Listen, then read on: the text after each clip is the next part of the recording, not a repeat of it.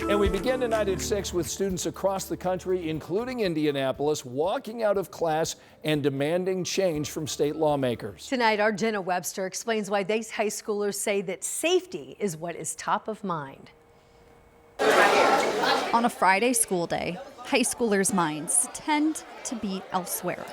But on this day, one issue had their full attention. The people united will never be divided. On this day, the lesson came from outside the classroom. We're taking the red line down to the state building. A lesson, Let's stick together, they say. I want to bring awareness to the communities around us about the shootings that have been happening. Needs everyone's full attention. All right, guys, we are getting on this bus. From Shortridge High School to the bus, to 3.5 miles away at the State House. Students traveled to make their voices heard. Okay, this is an amazing turnout. Meeting with students from other Indy area schools. I don't know, I just feel the emotions from everyone else here, and it's just, yeah. Change, It's not okay, and this needs to end now. they say, and we won't change today.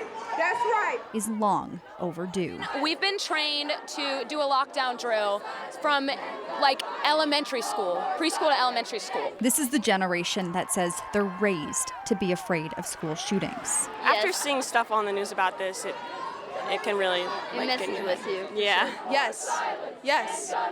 Why should we feel scared to go to school? Escape routes become norm. Because I like learning. I like being able to feel safe in a community where I should be able to learn without being scared of being in that community. You voting, you calling upon us as lawmakers to make these changes. So calling on lawmakers is what they're here to do. No more silence. Asking for a ban on assault-style weapons. I hope that at least at our state level that they strengthen gun restrictions. Hope We are going to be the people growing up in this world, and we will not stand for that. there's far greater value to their voices. Enough is enough. In Indianapolis, Jenna Webster, 13 News. No more silence and gun violence. In the courtroom today, an Indianapolis mother loses custody of her daughter after her son shot and killed himself using his mom's gun. Kiara Bickett broke down in tears today as the judge issued a no-contact order for her 9-year-old daughter. Bickett now faces neglect charges after court records say her son, 2-year-old Javarius, shot himself in the face with a gun that he found in his mom's unzipped purse in a CVS parking lot. Bickett's daughter was also in that car at the time of the shooting. The girl's grandmother will now care for the daughter at least until the next court hearing. That's coming up on September 22nd. Beckett, however, lives at the same home and has to find now another place to stay. Tonight at 6, there is a push by the city-county councilors to make Indianapolis safer by putting input into action. And that's why they made Smart Indy. Brandon Schaff explains how it's bringing the community together to address public safety concerns. The smartest city in America. That's Michael Paulhart's vision for Indianapolis. He created Smart Indy to make that a reality, turning ideas into proposals.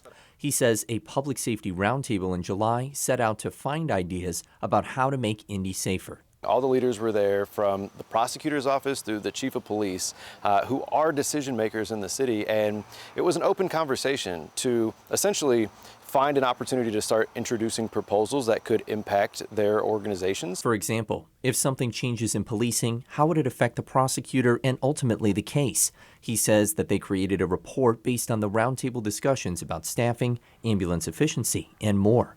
That led to city-county council proposals on public safety and beyond. I want other people to get involved. I know they have solutions. I know they have questions, and Smart Indy will be the organization there to help translate their ideas into solutions about the issues that they're facing in their community. Fervent Prayer lead pastor James Jackson says that Smart Indy can help keep the city safe, especially when it comes to youth gun violence. We have seen a trend of young people 12 years old, 13 years old, getting involved in gun violence, gun activity. What the council is doing now, or has proposed to do, is getting out in front of that and ending that trend. Brandon Schaff, 13 News. Tonight we're learning new details about how the Indiana National Guard will assist immigration enforcement operations here across the state of Indiana. A spokesperson with the National Guard told us today about 50 Hoosier Guardsmen will now mobilize over the next month. They're going to provide administrative support, transportation, and logistics help to U.S. immigration and customs enforcement all across Indiana. The Guardsmen will assist with things like answering the phones, tracking spending, and assisting with scheduling. So far, so good for outdoor activities this evening, keeping a close eye on radar in this little area of light rain that's approaching Terre Haute. If you are south of I-70 and headed to a high school football game, take the rain gear just in case. It's not going to be heavy, but don't want you to be caught off guard. Maybe a sweatshirt too. By the fourth quarter, those temperatures will be dropping through the 60s. We have lots of football this weekend. IU back at home for a noon kickoff, mid-60s to start. We're forecasting highs in the low 70s. It's a night game at Ross 8 in West Lafayette. Temperatures also in the 60s, probably sweatshirt weather in West Lafayette tomorrow night. The Fever back in action tonight at home, hosting the Sky at the Fieldhouse. So right now the Fever are in the 8th and final spot for a possible playoff slot with 3 games left. And as we reported last night, Caitlin Clark is done for the season. She will not play because of that groin injury. We've got Rich Nye getting reaction from Fever fans outside the Fieldhouse tonight. Rich? Good evening. Caitlin Clark is not here on Morris Bicentennial Plaza this evening, but her brand new signature Stanley 1913 tumbler is available in 4 different sizes. This one will cost you $40, and you can get we got a little pregame party going on here. You get your picture taken with the new tumblers. Now, we just saw Caitlin Clark yesterday morning. She was a part of the Indiana Fever Sports Performance Center groundbreaking, but then last night she told us on social media that she will not return this season. She only played 13 games. She hasn't played since July 15th because of that right groin injury. Lots of fans here from all over the country hoping to see Caitlin play tonight, but they'll have to wait now until next year.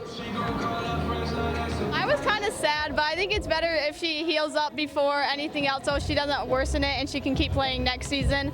So I'm glad she's going to feel better though eventually, and we'll be able to watch her play another time. Oh, I felt terrible. I was so upset because I love her so much, and it's I was waiting for this game, but it's okay.